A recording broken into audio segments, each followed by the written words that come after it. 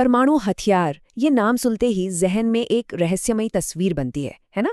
इसके पीछे का जो विज्ञान है वो अक्सर आप जानते हैं रहस्यों और काफी सारी गलत जानकारी के पर्दे में छिपा रहता है। तो चलिए आज हम इसी पर्दे को हटाने की कोशिश करते हैं।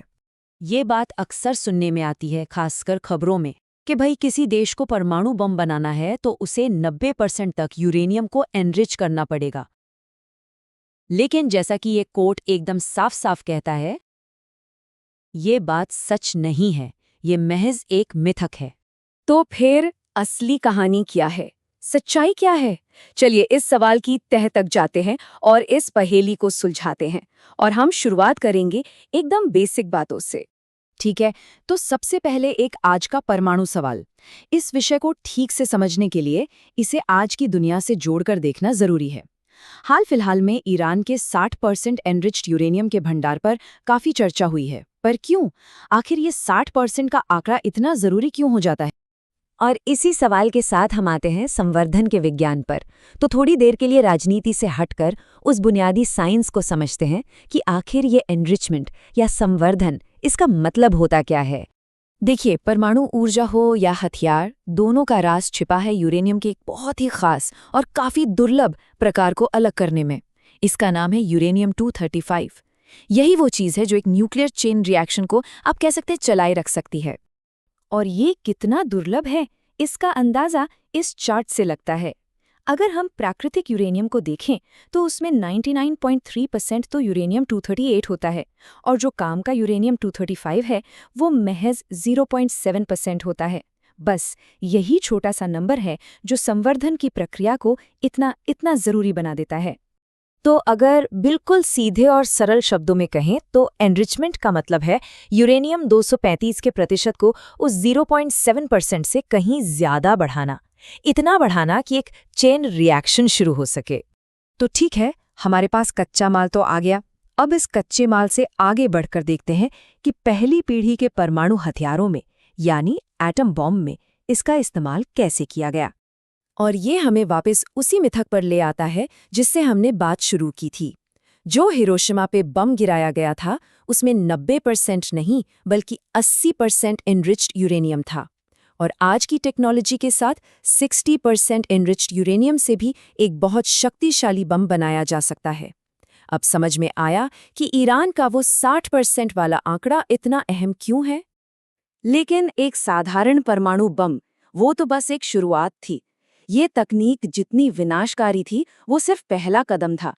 इसके बाद जो आया वो टेक्नोलॉजी और तबाही मचाने की ताकत, दोनों में ही एक बहुत बड़ी छलांग थी। और यहीं से कहानी शुरू होती है एक सुपर के ब्लूप्रिंट की।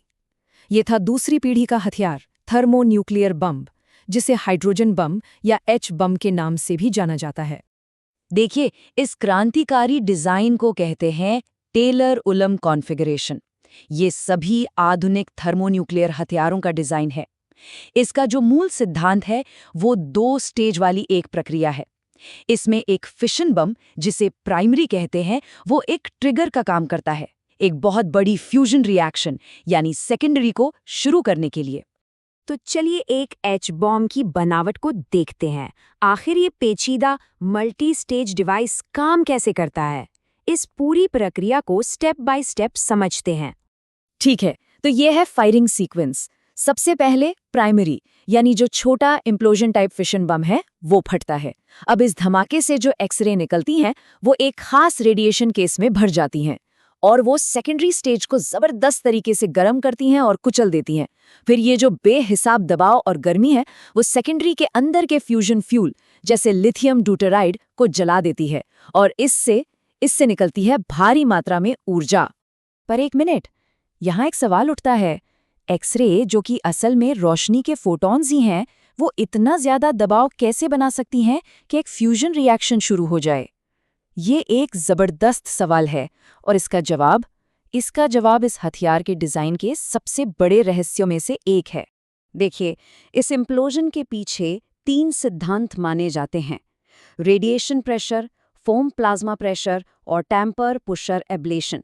अब जरा इन आंकड़ों को देखिए। IV माइक और WAT दोनों के लिए जो एब्लेशन से पैदा होने वाला प्रेशर है वो बाकियों के मुकाबले कई गुना ज्यादा है।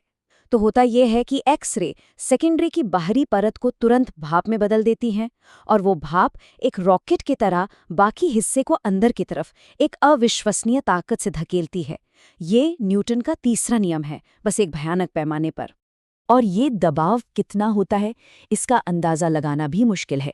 W80 वॉरहेड के सेकेंडरी स्टेज पर जो दबाव कैलकुलेट किया गया था वो था 64 अरब बार, मतलब पृथ्वी के वायुमंडलीय दबाव से 64 अरब गुना ज्यादा। ये एक अकल्पनीय शक्ति है और सच कहें तो यही एच बम का असली रहस्य है। तो इस टेक्नोलॉजी को समझने के बाद चलिए अब थोड़ा जूम आउट करते हैं और इसके पैमाने और दुनिया भर में इसके फैलाव पर एक नज़र डालते हैं। अब हम मेगाटन की दुनिया में आ गए हैं। थर्मोन्यूक्लियर हथियारों की तबाही की ताकत को अगर एक नंबर में समझना हो तो वो नंबर है 50 मेगाटन। ये जार बॉम्बा की विस्फोटक क्षमता थी, जो अब तक का सबसे शक्तिशाली बम धमाका था। ये हिरोशिमा पर गिरे बम से 3000 गुना से भी ज्यादा ताकतवर था। तो ये थर्मोन्यूक्लियर क्लब, इसमें कौन कौन शामिल हुआ? इसकी शुरुआत की संयुक्त राज्य अमेरिका ने 1952 में, फिर 1955 में सोवियत संघ भी आ गया। उसके बाद 1957 में यूनाइटेड किंगडम, 1967 में चीन और 1968 में फ्रांस। इन देशों ने इस तकनीक को हासिल करके दुनिया का जो जियोपॉलिटिकल नक्शा था उसे हमेशा हमेशा के लिए बदल दिया। और यही बात हमें आज के सबसे गंभीर सवालों में से एक पर लाकर खड़ा कर देती है। देखिए, इस हथियार के पीछे का जो विज्ञान है वो अब कोई राज नहीं रहा। ये 70 साल से भी ज्यादा पुरानी टेक्नोलॉजी है। तो अब जो एकमात्र रहस्य बचा है, जो सच में मायने रखता है, वो ये है कि अगला कौन है? इस तकनीक को हासिल करने वाला अगला कौन होगा?